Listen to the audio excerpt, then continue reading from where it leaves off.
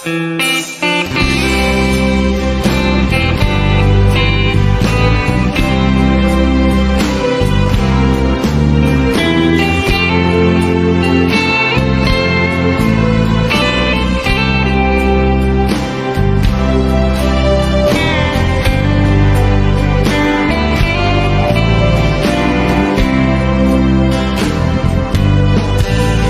xiêm na lai đâm tê na đâm lai mồ đang là khi giọt hay lệ tên chi mà trình loài đi cùng ba đi biết mai mà nói tê thơ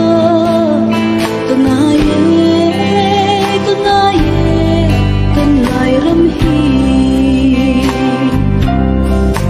mo lai ram te na ram lai mo mu lo na rei pan se kam il thei lo mau hok la rong kai na kong il le buai rong ka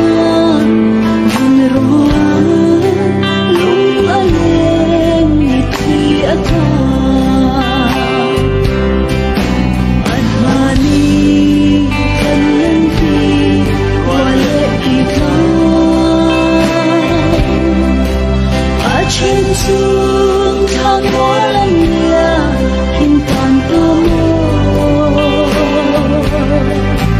anh lung xuống đâm kê y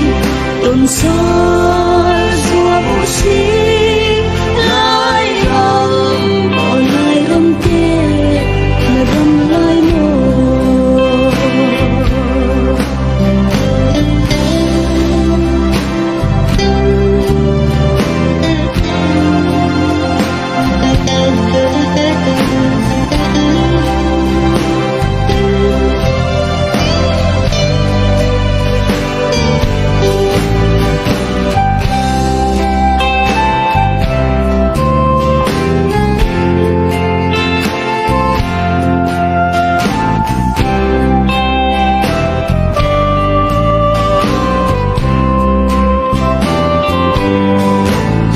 xem tí u lệ ngô nằm đằng chiều mồ cây chuối thăm vai răng thăm đằng ngà sum lệ gió hồ lên nếp vác vai nhang đi câu lời thả đi gió gầm tê xa ngoan hình dù thịt thoáng trang nát bùn cần râm đoàn đi trang ra na những la lệ vào mồi thôi dẫu đại chưa được chẳng thể cần